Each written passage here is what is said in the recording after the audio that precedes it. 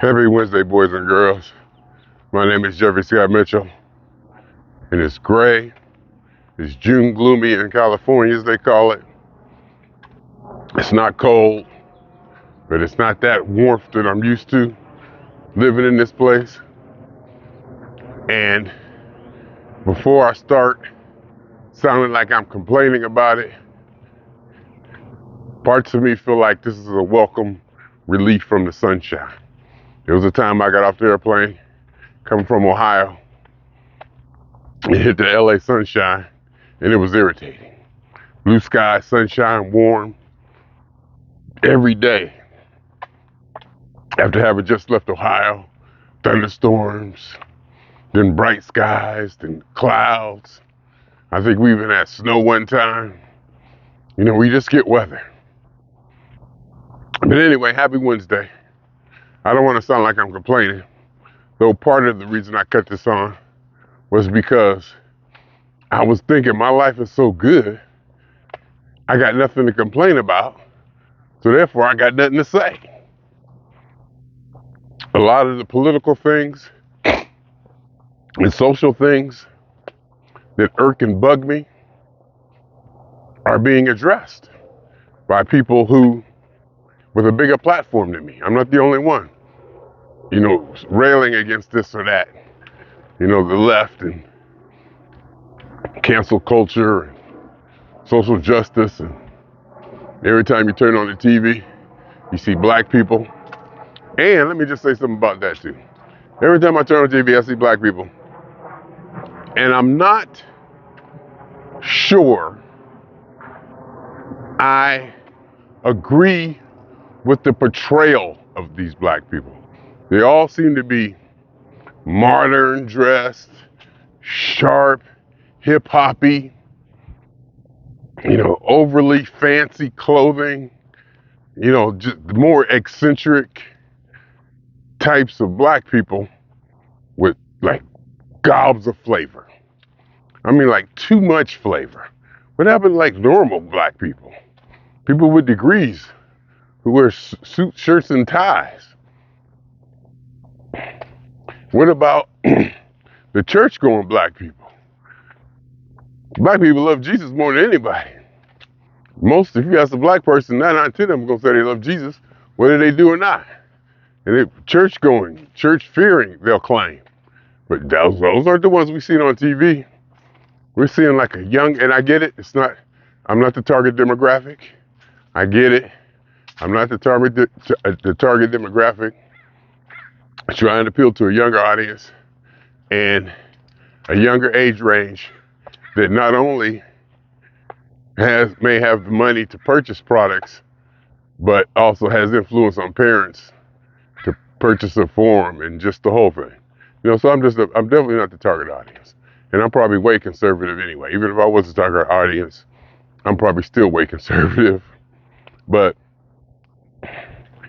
I'm seeing that a lot of these ideas that I have are being addressed by people with bigger platforms than me. And I started thinking, well, maybe it might be the algorithms. It might be that I'm in a bubble because my YouTube is just feeding me good stuff. I mean, good stuff. You know, it's not, if I'm in a bubble, it's one hell of a bubble because I'm getting some good stuff from the things people I subscribe to and the suggested videos. I mean, everything from physics to ribosomes to, I mean, Lex Friedman and just, I mean, high level to science and AI and, people talk about AI and criticisms and pros and cons of just everything. I mean, just quality programming. And maybe I'm in a bubble. And just because that bubble's really, really good, I may still be in a bubble. Because I will say this, I do wish I could see more podcasts or get more information from the left. It seems like every time I hear the left talk, I hear them talk in emotion. We should do this, we need to help that. This person's downtrodden. And it seems to me, and I know it can't be true. I mean, it almost can't be true. When I listen to the right, they talk in numbers and more concrete, almost empirical, I think is the word, evidence or empirical arguments, not based on emotion or we need to help this or this has been bad or these people have been to this. Using words like good, bad, right, wrong. They don't use that too much. It seems like more of a more scientific or more mathematical arguments. But I could be wrong about that. But I wish I could see a left wing or a podcast or something come from the left that explains what they want to do, what they want to implement, be it socialism or Marxism. But you don't know. I mean, you have no idea, you know what I mean? So I'm like, what's going on? You know what I'm saying? So I'm trying to figure out where is the left arguments? Where are the good left arguments? I don't know. I wish I could see him. I subscribed to one guy, but it's just, I couldn't take him. I was looking for Jory Bayar, whoever their names are, to, just try to find where they are so I can get some input from them. I think I found a black girl on the left, Amal, I think her name was. One of them, she was Bernie Sanders' press secretary or something like that. I'm not sure. But she tries to come from the left and she presents her arguments and they just don't resonate with me. They're more an emotional appeal that we should do this because of that. We should do that because of this. And I mean, I don't get it, but it's probably me. It's probably me and my programming. And I'm in a bubble and maybe I'm not looking for it. Maybe I'm predisposed not to hear it or not to see it. You never know. You never know. But that's not really a rant. That's just an observation. Because I was thinking too that I'm 61 years old. With age and experience comes wisdom. And it's pretty much to the point now that I've got things figured out and worked out to the point that I don't have to do hardly anything I don't want to do anymore, pretty much. And I was thinking, what led me to this was today's Wednesday. It's overcast. Wednesday is hump day. Wednesday seems to be the day where I usually call off, so I just don't want to do it. I'm also realizing that if I lay in the bed, the I don't want to get up feeling intensifies. So I might do better to just jump up like I used to and get the day going. If I lay there and start wallowing in it, it's hard to get up. But Wednesday has always been hard. I can see why they call it hump day. And what led me to that, what brought me to that was because I was like, oh, it's Wednesday, hump day. I don't feel like doing it today, but you got to, man, just do it. You had days off. You got to start doing it. And I know, and once I got out of bed and got going, things started to fall in place. I feel better. And I'll think of things to motivate me, to keep me going during the day, doing work, be it side projects or this or that. I'll figure something out. But as you get older, you start to realize that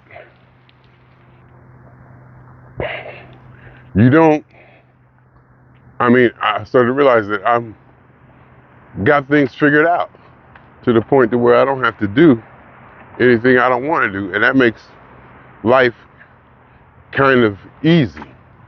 Maybe too easy, whatever that means. I can alleviate a lot of life's challenges. So, and that may make for a softer, complacent, less battle-ready individual. So that when something does come up, I'm not as strong or not as strong or capable as I used to be. Like back in 2008, 2009 when I was unemployed and I was out there banging on them every day. Well, I was going through it every day. When I woke up in the morning with one major goal, major goal, get a job. Where you gonna get evicted? Get a job, you're gonna get evicted. Where you gonna live at? You know, that was hanging over my head. You know, that's back when we was getting unemployment. There was a recession or something, and I filed for unemployment, and I got it at the max. I got locked in at the max. So every time they kept extending unemployment benefits, I was getting extended at the max to get. And then they raised it, they even bumped it a few dollars. So I was doing okay. I was doing okay during the economic recession. I think that was 2008, 2009 or something like that. But I was still in the hustle. You know, I still woke up with something heavy on my mind. I gotta get a job. Now, I've been working. I think coming up on 9 years. Best job I ever had. Making more money than I ever had. I got stability, to the point it may be,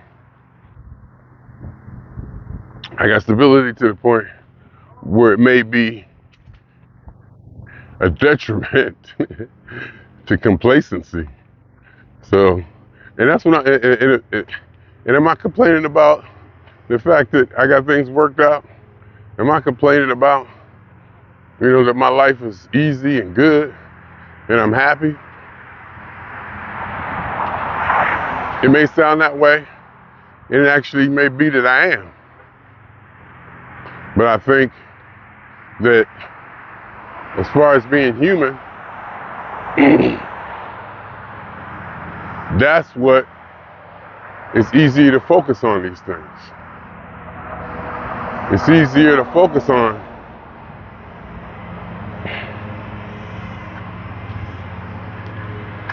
the negative things, the things that just jump out at you. The things that are threats or things you worry about are much easier to recognize. Because when you watch the news, they don't tell you the good things on the news. You watch the news, you only hear about the bad things. They're not gonna tell you about the good things. You ain't gonna say, oh yeah, so-and-so bus made it on time. So-and-so kids got picked up. Okay. Oh, there was no traffic accidents today. You're not gonna hear that. You're gonna hear, the bad stuff. Who got shot? And you ain't gonna hear there was no shootings today. You're gonna hear who got shot. And they may even go and have an emphasis to find who got shot, to seek it out. And when we watch the news, that's what we're conditioned to want. We're looking for that. We want to know what we need to know to be safe. So that's probably why I am probably sounding like I'm complaining that my life may or may not be so good and that I got things worked out. And the reason I say I believe I got things worked out the way life goes is because I pretty much got whatever I want. I pretty much have everything I want. Definitely have everything I need. I believe I can get anything I want. How much effort it take is the question. How much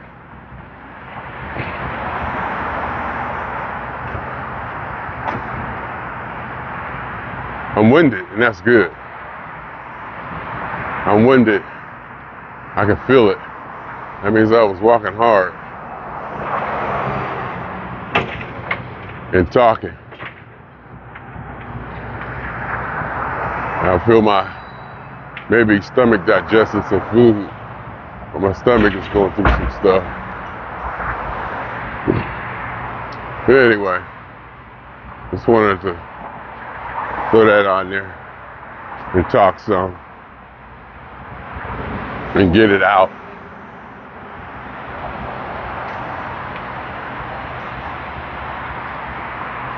On this gloomy Wednesday, which, you know, it's not so bad. No, it's really not. I'm in California, for crying out loud. I'm living in California. Got a decent apartment in the valley. I mean, what else is there, you know? Can I live in a better place? Sure I can. I might be spending too much money though. I might be spending too much money. I gotta see why that is.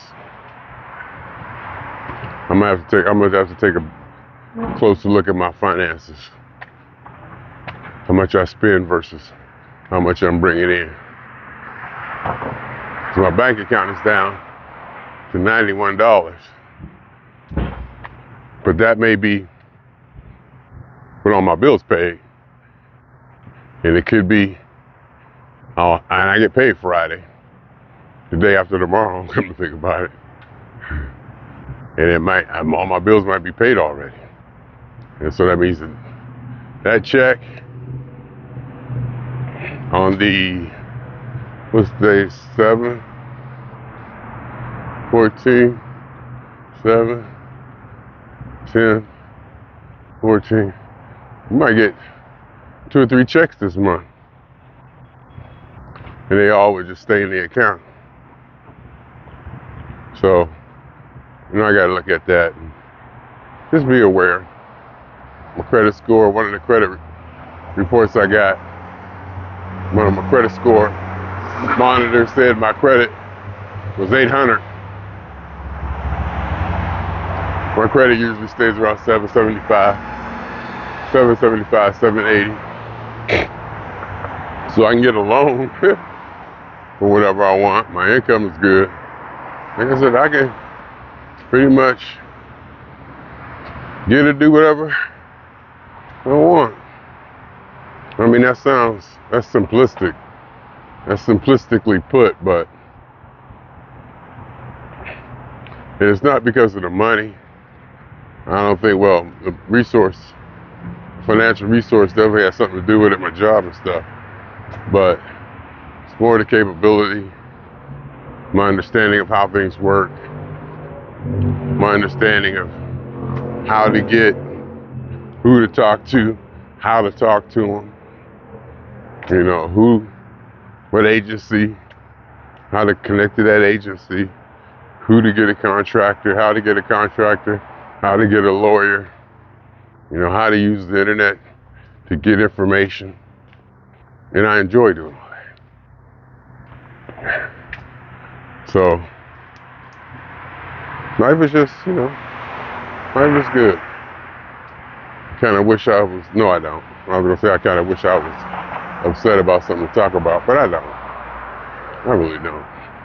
And I like the fact that I want to go on a positive tip. I registered jefferyism.com. I should have got jefferyism.org. It was a little bit more pricey, but I should have.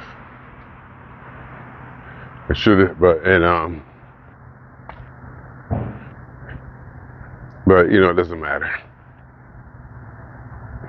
In the big scheme of things, content and the intent of the website and the idea is what's really gonna push it through.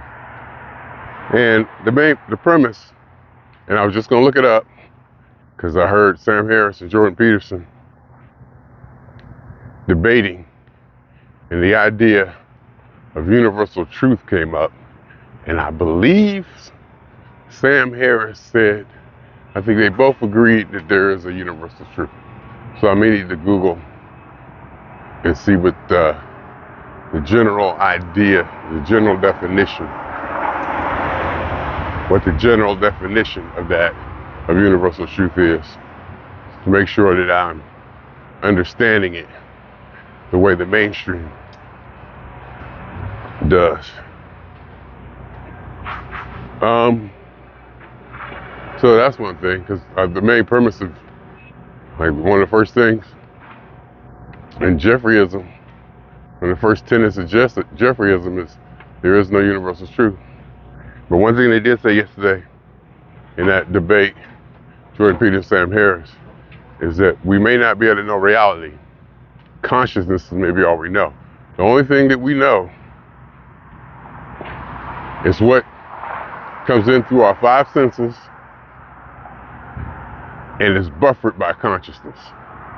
Our predisposed ideas, subconscious triggers, everything, every idea, every perception has to go through a filter of each individual. Each individual has a filter, a processor. They process what they see. Two people are going to look at the exact same thing and come up with 4 different answers about what it is. So when you start talking about what is reality, I believe reality is subjective, and that there can be no universal truth. And almost to the fact there can be no universal reality. So that's just like, that was like the basic tenet of Jefferyism.